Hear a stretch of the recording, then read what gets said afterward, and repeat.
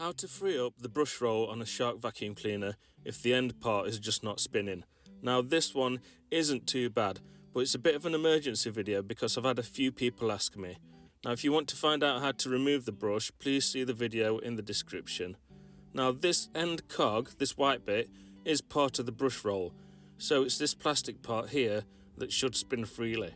Using a craft knife, go down the end and try and free any hair that may be caught.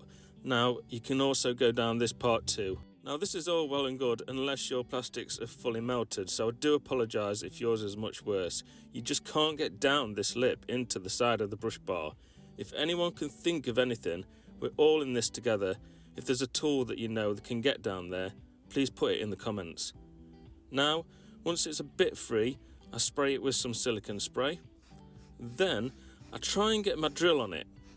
And then you need to be really careful doing this. I hold the end plastic part and then obviously use the drill to try and free anything that's in there.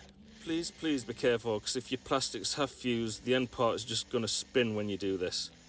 Now this one's spinning freely, and I hope you get to the bottom of yours too. I hope this video helps at least one person. It's been very rushed and my videos aren't normally so rushed, so please subscribe to my channel for all other help videos.